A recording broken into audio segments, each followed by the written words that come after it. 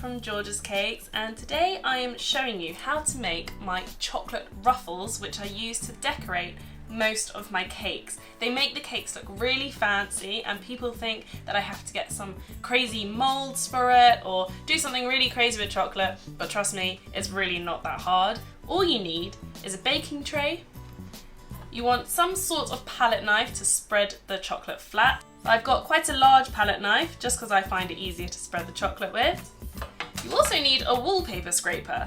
So I bet you didn't think that would ever enter the kitchen. Just make sure it's clean.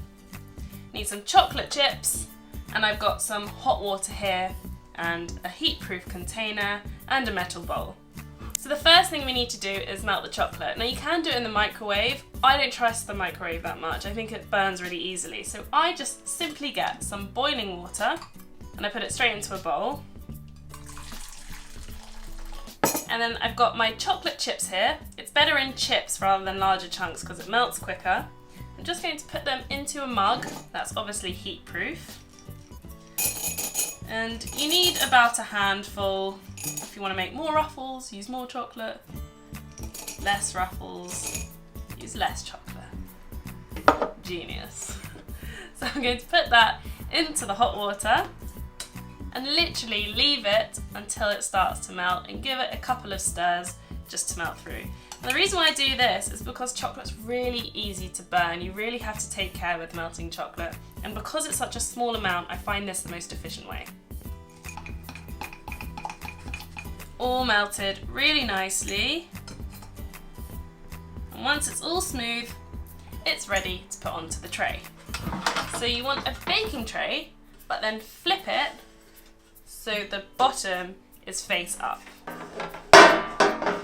And all I'm going to do is pour the chocolate on the top and then spread it out flat. Just make sure no water goes on the tray because chocolate and water are not friends.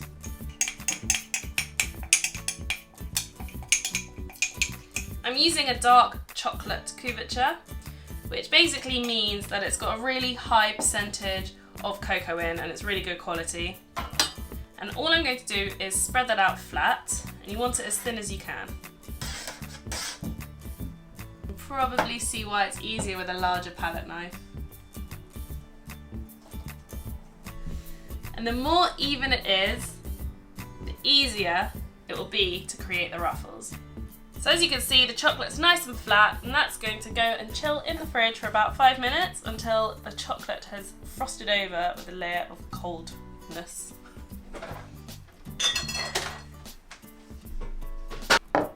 So that's had 5 minutes in the fridge. Had a lovely cup of tea in between. And as you can see, it's kind of clouded over. Now you just want to leave this out the fridge for about a couple of minutes. And the way to test it when it's ready is you can touch it and then you start to see your fingerprint.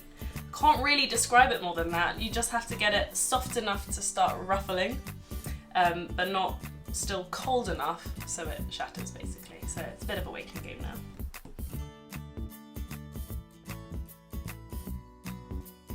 So I'm just testing it and I can see that my fingers are showing up and it looks like it's slowly coming back to room temperature, which is the exact temperature we want to start ruffling. So we get our lovely wallpaper scraper, best kitchen utensil out there, and you literally just dig into the chocolate and slide along and the ruffles will start to form.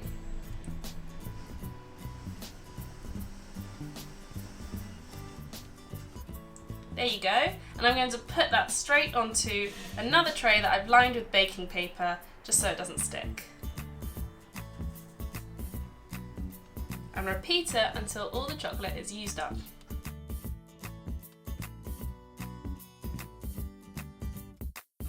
So me and my chocolatey hands will put this back in the fridge for another 5 minutes just to firm the chocolate ruffles up again. Okay, so some are better than others, so I'm going to just take out the better ones. This one's turned out really nicely. You can see the lovely ruffles and it's pinched at the bottom, which is exactly what I look for. That's also cool. If you want to do it with white chocolate, you can as well. You just need to spread the white chocolate out slightly thicker than you would with dark chocolate. You don't want to handle them too much either because the warmth of your hand starts to melt them. I think that's a nice selection. So you can see how they will completely transform a cake when they're on top, or like a nice dessert as well. You can do mini ones. Now you can leave them like that, but I always like to dust them in an edible glitter or edible dust, because I just think it enhances the shape and it looks really nice against the dark chocolate as well. So here I've got some gold dust, and I just go on with it a little bit on a paintbrush, and I just kind of randomly paint stripes of gold.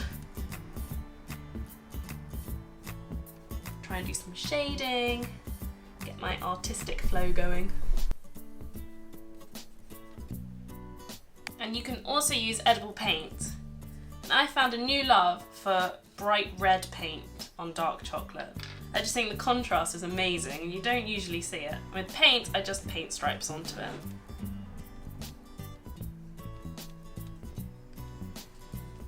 As you can see, the gold dust has really enhanced the shape of the chocolate. I just think it makes it look really beautiful and more crazy than it would already look if it wasn't covered in gold. Thank you so much for watching. Loads of you had actually asked me about this, so I hope that's given you an insight on how my chocolate ruffles are made. Please, please, please don't forget to like, comment and subscribe. And if you don't already, go to Instagram and follow me at George's Cakes to see how I apply these to all my cakes. And I really want to see your creations too, so don't forget to tag me. Hope you enjoyed it and we'll see you next time.